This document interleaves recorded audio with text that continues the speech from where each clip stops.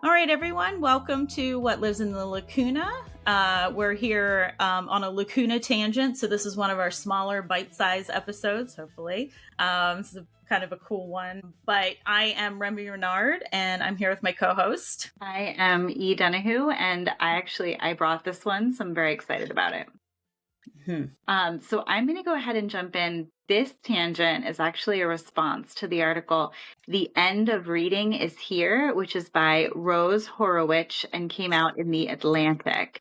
I do not know what the date is, but it's a pretty recent article, and it's been kind of popping up, and I listen to a lot of writing and publishing podcasts. So this came across my radar when they talked about it on one of the podcasts that I listened to, which is Shooting the Shit with Agents, Cece Lyra and Carly Waters, it's a great podcast and it's free. So if you want to check it out, you totally should. And I texted you and was like, oh my gosh, have you heard about this article? We should definitely read it. Because you and I both had a pretty strong reaction. So it's clearly a clickbaity, rage baity article with a title like The End of Reading is Here. I think it's obviously rage bait. The article itself is behind a paywall. So I'm going to give a really quick overview of it here because I don't want that to be a barrier of access to anyone. Basically, the argument that the author of this article is making, is that reading has declined in America in the past couple of years, past decade, and like she draws from that an extrapolation of what's going to happen in the future. So I think one of the big quotes that they cited in the podcast that I listened to was that more Americans gambled in the last year than read a book. And I read this whole article. I had a very strong reaction to it. Basically, that's the argument that the author is making. Fewer than half of all adults report having read a book of any kind in 2022. More Americans have gambled overall. Like the reading level has declined. And she's basically I think she gives like a nod to like, hey, people have written this article 100 times in the past 100 years where we've said this is the end of reading. So she does like give a nod to the fact that she knows it's a little bit sensationalist. And yet she still makes the sensationalist point, which I think is interesting. And I don't know. I had a really strong reaction to this. You had a really strong reaction to this. We were texting each other about it all afternoon. So I just had and I don't even have a rebuttal to offer. It's not like I disagree with the point she's making. I think the stats that she gives are good. I mean, or at least factually accurate. But I wanted to quickly respond to a couple of the things that she says in this article. Not because I think they're untrue, but because I think she is drawing what I, in my own personal opinion, view to be the wrong conclusion. So, first of all, I think it's a problem that this article is behind a paywall. I kind of don't like it when articles are behind a paywall, and I get it. Understand that everybody needs to make their money, and we're trying to keep these publications in business. I understand all of that, but if part of her argument is that people are not reading enough, why would you put an article about how people are not reading enough behind a paywall? And to me, that just, it feels like such a privileged position to have. Like, don't make that cost money. If you're genuinely worried, make it free, make it easy for people to access. That bothers me. The other thing is that I felt like the whole article had a real air of privilege. I want to pull this one quote that she included, and this is actually not a quote from her, the author, but from Lupita Villalobos, who's a pre-K teacher in Duncanville, Texas. And this teacher said, this is about students who come to her in her pre-K. Typically, students cry maybe the first couple of weeks and they say that they want their mom. But this one student in particular would cry for her tablet. And the author pulls this quote as like, clearly, this is evidence of the fact that American children are spending more time on screens than they are reading. And I'm really bothered by that point. Like, as a mother, I'm really bothered by that point because what a judgmental position to take. do we not all judge each other enough? Is it not hard enough to be a mother in America right now? Please do not come at me and judge me for that. First of all, kids say all kinds of crazy things. My 3-year-old told me she was a cheetah today. Like, I'm sorry. Yeah, she's pretty cool, but doesn't Yeah. mean she's a cheetah, you guys. And also, like, I dug into this. This is the tangent. This is a rabbit hole I went down. Let's look at Duncanville, Texas, shall we, for just a moment. 10.6 people. This data comes from Data US and is about 2024. So two years out of date, but still very recent. 10.6 people, percent of people living in Duncanville, Texas are living in poverty. Okay? So that's a pretty high number. The average household income is $76,000 a year, which is in America not that much money. And the median home value is about $250,000. Why I think that matters is like, okay, let's look at this kid, shall we, for a minute. Maybe that kid's mother needs to use a tablet for childcare sometimes. It's really hard to be a human being in America right now. And it might be that mom sometimes lets their kid watch the tablet while she finishes up her workday.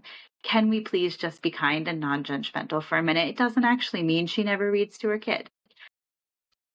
The other thing about this article, and I promised you that I wasn't going to like flip a table when we had this conversation, and I'm trying really hard not to. I do think that this article, it isn't, when it's talking about a decline in readership, it is not just talking about like reading a physical book. It is including within that statistic ebooks and audiobooks, to the best of my understanding. It's a very small mention, but it is there. And I knew to look for it just because they had mentioned this specifically in the podcast. But the article undervalues the importance of oral traditions and oral literature. And that really bothers me. So this isn't a direct quote from this article, okay? So they, oral storytellers, traffic in epithets and enthusiastic descriptions of physical violence, in Ong's words, because conflict is more memorable than dispassionate discussion. Speakers can't edit their words the way the writers can, so they press on without admitting their mistakes. If they later contradict themselves, they don't expect the audience to recall their earlier statement. Meaning depends on the identity of the speaker, not on any concept of objective truth. And I'm sorry, that just undervalues the importance of oral storytelling, and I am not prepared to do that. If you listen to this podcast at all or follow me at all, oral storytelling is incredibly, incredibly important to me. And I don't disagree that there's a difference between oral storytelling and written literature. There absolutely is, both in the way that we create it and the way that we consume it. But I think it's important to have both, and to undervalue the tradition of oral storytelling, I think is such a privileged position to have, because there are so many important oral storytelling traditions from around the world, and in particular from marginalized cultures, where writing either wasn't present or was deliberately withheld from people by colonizing forces. And to dismiss oral storytelling is to dismiss the entire literary tradition of a group of people. And to me, that is just an unhinged position to take.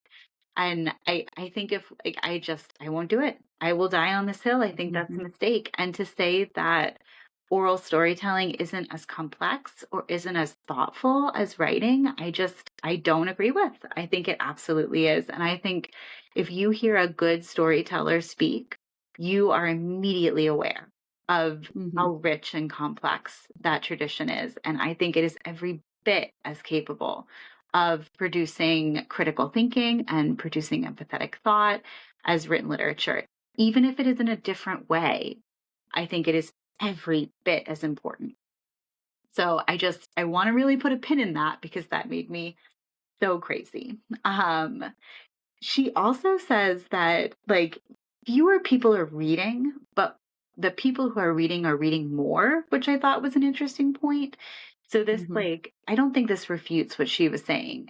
up until this point in the article, but she does say that readers spend more time reading each day than they did 2 decades ago. This is a quote from the article. They appear to be even more passionate about print than their predecessors, but the people devoted to text who derive cultural understanding and intellectual connection from the written word are now part of a subculture. And this bugged me. The next sentence is, the fact that you are reading this article almost certainly makes you a member of it. Like, no, thank you. Please don't include me in a subculture that would deem themselves the elite because they are part of a subculture. Maybe that's true. Like, maybe it is true that fewer people are reading and they're reading more. But isn't that kind of how survival works? Right. And I think the biggest thing that I object to about this article is that I think that this writer is placing blame in the wrong place. Because the tone of the article is very much like, oh, these lazy Americans with their TikTok and their short attention spans, they're not reading, they're not forcing themselves to think critically. I'm sorry. Has this woman lived in the real world lately? It's so hard. And like honestly, I've read this article. She's younger than I am. You can tell it based on like the cultural references she makes. I don't fault her for her opinion, and nor do I think Mhm. she's entirely wrong. But I think she's blaming the wrong people. I think this is the fault of capitalism and people in power deliberately constructing a world where we don't have the energy to learn or read. And this is not a new story. People have been doing this since the dawn of colonization. This is what we do. We make it harder for the people who are being subjugated to do the creative work of learning and creating. And the moment that we forget that, we lose, right? Like, Mhm. I think to me, it feels really dangerous that she doesn't Yeah. assign this blame where I, in my own opinion, believe that it should be assigned. And I think she's deluding herself if she believes this hasn't happened before. This is a moment of huge societal change. There are so many people in our country alone and around the world who are just trying to survive the day.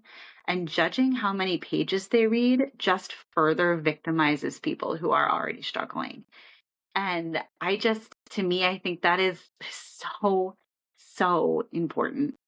And I actually want to like, it's a very quick tangent on a tangent, right? But that's what I'm good at.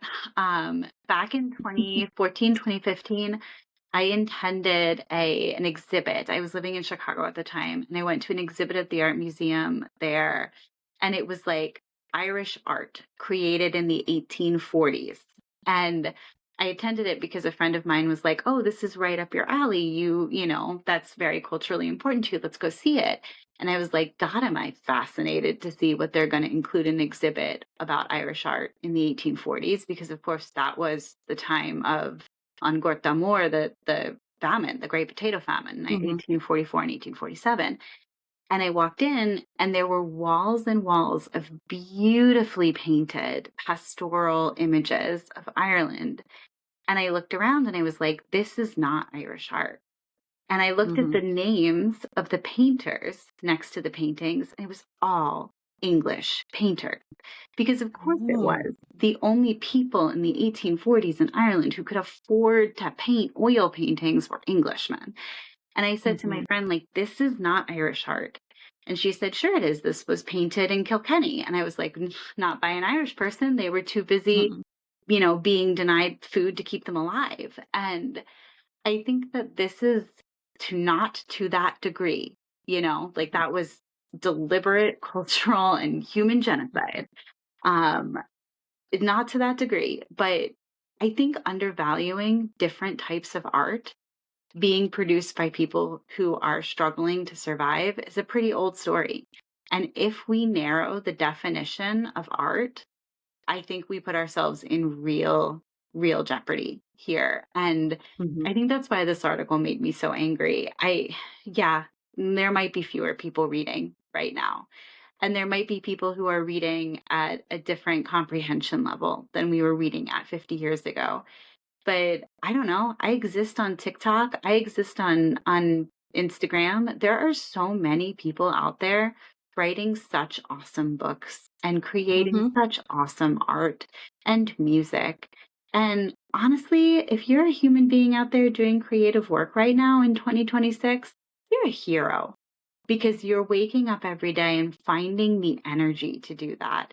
So congratulations. You are my hero. And this article didn't make me want to judge people. It made me want to start a rebellion. And all right, if written work is becoming the privilege of the elite, then I think it's time to pull a Robin Hood and just start giving it to people for free.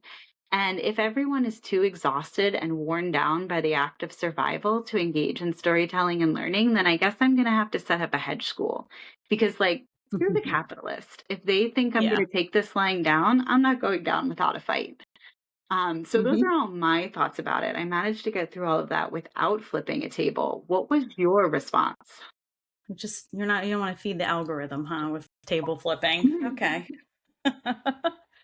Yeah, so I had a lot of the same thoughts that you did. I've worked in education for 20 years, so I taught, and I am now an instructional designer for a university.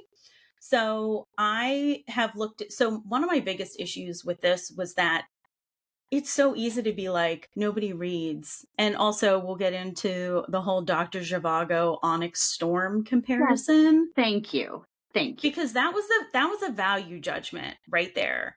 And that upset me because first of all, I'll be honest, I don't like Dr. Zhivago or Onyx Storm. I don't like that series. I'll be honest, come at me. It's fine.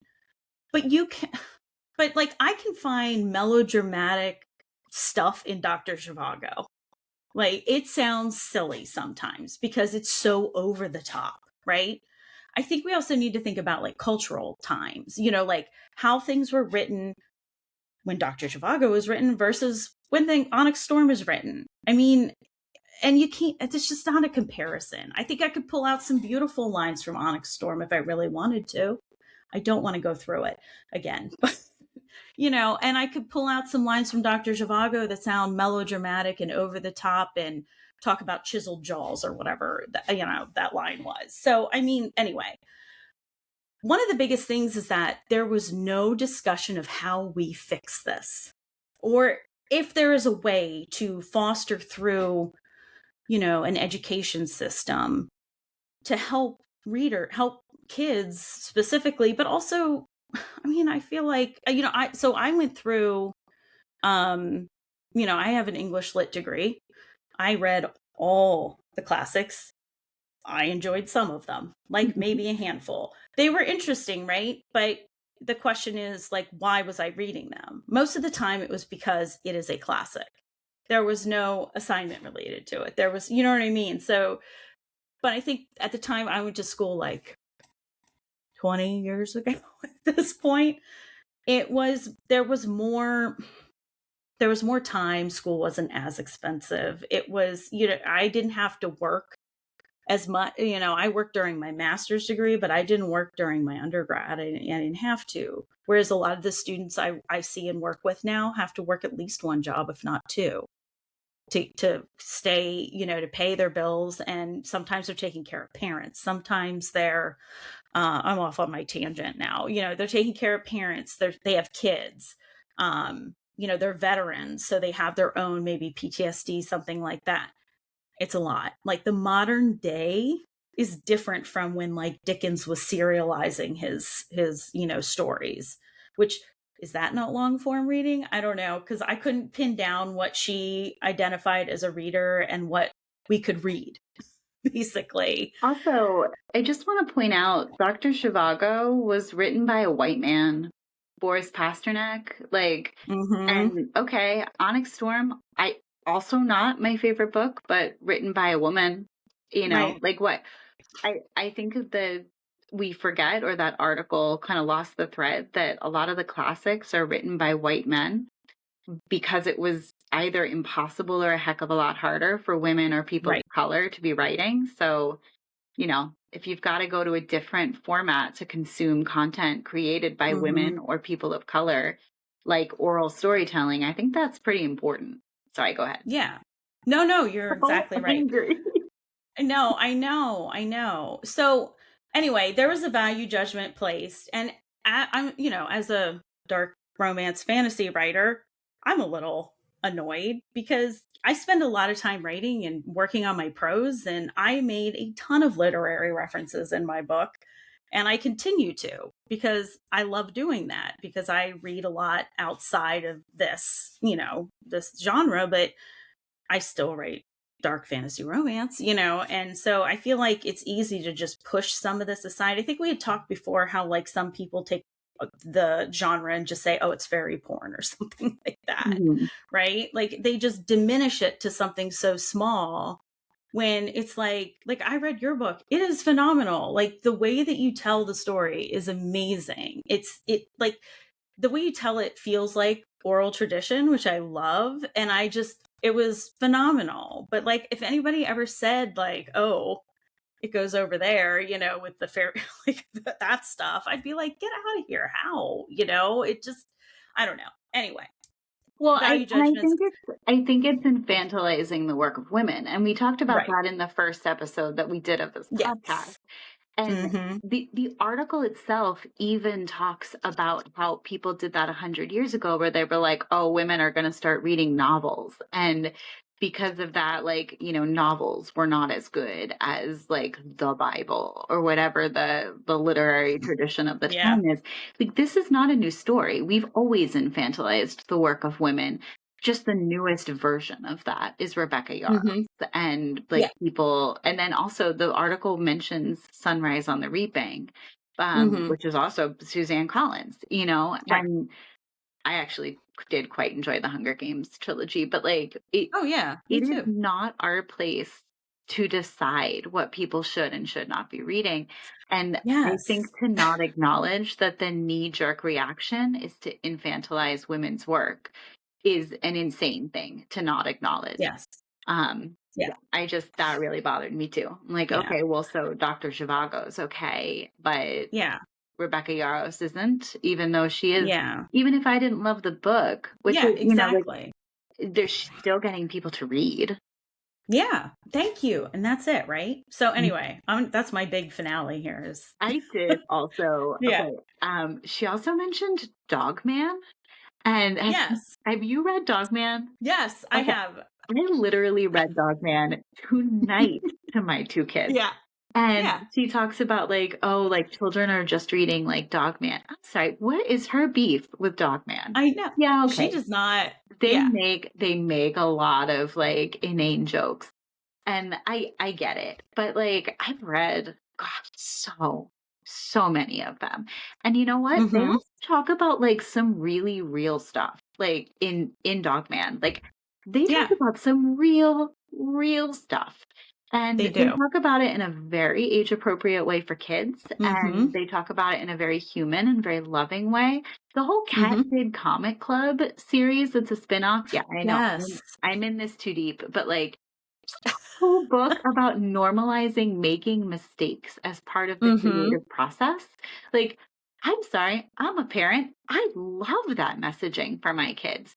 I do not care at all if they make some poop and fart jokes. Whatever. Throw them in there. Kids love it. And I also don't care that it's a graphic novel. Awesome. Seems like they're also going to be looking at some cool art. Totally pro that. Thank you. Like I do not understand why that value judgment is being made. And to be fair, I do think that the author in the article was saying that like kids who are older are reading Dogman versus like kids who are younger. And I think she is drawing a distinction of like, should older kids be reading older stuff? To be honest with you, if I see a kid reading, I don't care what they're reading. I'm just happy that they're doing it. And if they're sitting there looking at Dogman, awesome. If they're reading a chapter book, also awesome. I'm just happy that they're reading. And I don't think she presents any answers in this book or any solutions, because that is not the purpose of this article. The purpose of this article is to get people to click it and subscribe to The Atlantic and to be angry and to talk about it. So clearly success, because I did click it and I did get angry about it. And at the same time, I think that the thing that I really want people to take away from this is like, don't read the article if you don't want to read the article. Listen to this Mm-hmm. podcast or go over and listen to Shooting the Shit. It was their most recent episode. They had a good overview of it. But then, like, put this article down. Don't think about it again. Go read a book. Go write a story. Go create Mm-hmm. artwork. Sit down and read to a kid. Like, take an action because, God, this world is so hard. And every day it is just an exhausting slog sometimes to get from point A to point B. And if you can even manage to make 5 minutes in that day to do something creative or consume some kind of creative content, then you're winning. You're a hero in my book. Congratulations. Go lead the Mm-hmm. resistance. Fight a rebellion. Way to go. Yeah. I mean, so a couple of other things I noticed that I was I was like, what are we even talking about? Is this like emails, text, like that conversation that's somehow short form and taking away from like long form, deeper reading? And I just wanted to say like functional reading is a different thing from like immersive reading. I have to read emails and send texts and be on Teams and read Canvas pages and all that because that's my job. If I don't do it, I lose it, which means I can't buy books and then I'll not be a reader anymore. Like it's a whole thing. It's not like fun reading, it's labor, which makes me surprised that I want to come home and read more, considering I sit in front of a screen all day and just read stuff. But I think that's not a fair. I don't think it's fair to throw that stuff in there because it is not it's just, and she was like saying about how like the short form texting now is terrible, and I was like, she was born when the iPhone came out, and I was like, oh man, she's never had to like push 2 3 times and then 0 a bunch of times, and I'm not judging her for that. I'm just saying, like, think about beepers and the you used to have to like put stuff, it was like codes and things because it was shorthand. I just don't think that type of reading or those types of texts have any bearing on immersive reading. I think it's part of being an adult in the modern age. And I feel like that's what this article constantly forgets, Yeah. is that we are in a modern age and we need to look forward whether we want to or not. I think we can think back, sure, because it's important, because we need it. But we also need to like take into account, like, I can't change everything. I mean, Also, like, I think there's this real, like, there's a real intent. I don't know. People tend to glorify the past. And yes. I'm like, I don't think you can do that. I think if you look at the balance of humanity back to the beginning, like Mm-hmm. it's always being human is always just being human. We're always trying to do Mm-hmm. the same things, get enough to survive, have kids, Yeah. raise them well. Like the essential story hasn't changed. The Right. trappings have changed. And Yeah. so I think if you teleported us magically back in time 300 years, we might be having the same conversation in a really different way. Like, and I think she's looking back without really understanding the complexities of what she's looking at. And I think a part of Right. that is because she is probably in her 20s Yeah. and She said 20 something, like I think, somewhere. give it 10 more years and you might have a slightly more nuanced view. Yeah. And that's okay. I Like was thinking about where I was in my 20s, and I was yeah. like, Oh, I I thought mean, I knew everything in my 20s. I know.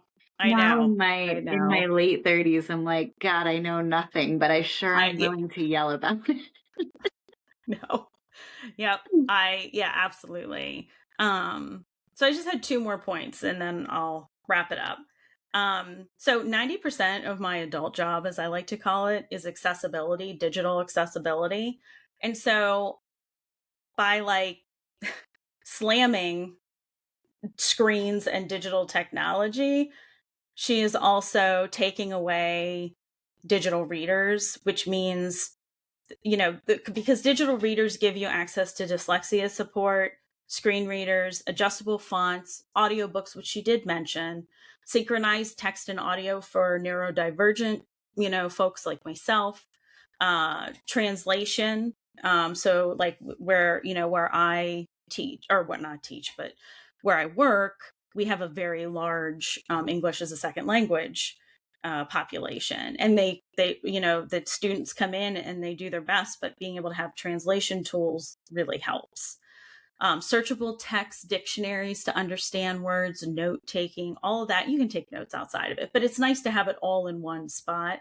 So yeah, technology definitely distracts readers, but I also think there's another side where it opens up more for readers. And I feel like that may have gotten a little lost because I think it's easy to just slam screens. Yeah, I get it. But also, I know that like most of my students that I work with, they access their Canvas, their learning management system on their phones because they can't afford a computer. Exactly. Thank you. I mean, that's just where it is, and I think accessibility is so important. And digital spaces have really given us an option to do that, and God bless it. And I mean that terribly, but AI has helped with this too. It's helped open accessibility where there may not have been before, especially with like reading text on screens or PDFs that you can't access anymore, but this like Speechify can read it because, it's AI or whatever. But it's just an interesting piece of it that I feel like it's really easy to say screens are the whole problem. But I do believe that, there's a lot of good that can come from it. But again, it's all very person specific too. It depends on what you want to do with it, but you can only do so much. But my last point is kind of like trying to figure out where would we go from here to create like an army of readers, right? Because I do feel so, as somebody who has a background in, English literature, has read a fair share of classics, like not every single one, but because that's ridiculous. But I do feel like there's like, do we want engaged readers or do we want people who know the classics? Like, I feel like there's a line here. And so, younger kids, like I noticed my son's in middle school and they've been reading some really interesting, like newer books. They haven't been reading the same old stuff that I was reading. So I think there's some movement there. But I think once you get to high school, like in ninth grade, they threw A Tale of Two Cities at me. I mean, I didn't know what I was reading. I had Cliff Notes, which I thought was hilarious that they brought up A Clockwork Orange, which I don't know if you've ever read that. I have. Yeah, I definitely have. I don't blame her. No, Dear Lord. It's not that she was lazy. It's that book is like so it's a whole different language, right? I mean, it's like the whole slang. And like, you should sit down and think about it. It's a great book. I'm glad that I read it. But like, yeah, that's a tough book. It is. So I do feel like we need to, like, not we, but like schools, people who write curriculum and identify it need to start thinking about how do we open the doorway to reading versus forcing classics down people's throats. Because I'm sorry, it's a lot, and we all know it. We've all, anybody who's listening to this probably has read a couple of them. It's a different way of writing. It's a different time. It's referring to things, in, revolutionary France or, things that maybe we're not, my French Revolution history is dusty. I wouldn't be able to pick up on it right away. Would I Google it? Sure. But I also think there's this thing where this reverse classics discovery where you can read books, modern books that either mirror classics or refer to classics. And then that's a doorway too to getting into them. So like Rick Riordan and Greek mythology. So who else was there? Oh, Neil Gaiman, problematic some way, but Norse mythology, just like we were talking about on our other podcast. Yeah, there's so many parallels. Yeah. So I do think that there needs to be some discussion, and that's not going to fix everything because you can't force someone to be a reader. But I think opening more doors, providing more choice, and maybe helping people find what they like to read versus, like I said, forcing this curriculum that's always been, maybe save those for college. I would rather have people come out of high school and be like, you know what? I read some awesome books and maybe I'm going to keep reading. Maybe it's not like 10 books a month. Maybe it's one every 6 months. Who cares? I mean, at least you're doing something in the modern hellscape that is today, at the modern age. But it's just like, I don't know. I just really feel, anytime like I work with anyone for my job, I always drill down like, well, what's the purpose? Like, why are we reading this? If the answer is because it's a classic, that's not the answer. Like, that's not the one I'm looking for. What do your learning objectives say, right? How do we drill down to hit the learning objective? Do you have to have a classic to do that? If you do, great, then let's figure it out. Yeah. But 90% of the time you don't. There's some incredible books out there, and think about the ones that are canon now. I mean, Moby Dick flopped and I had to read that, and that's like, I don't need 3 chapters of whale biology, but I read it. You know what I mean? Like, I mean, it's just, I think it's just forgetting, and who decides this? I don't know what's going to happen in 10 years. And I think it's starting to expand more, like Toni Morrison, I think, is now considered, classic canon, at least getting there.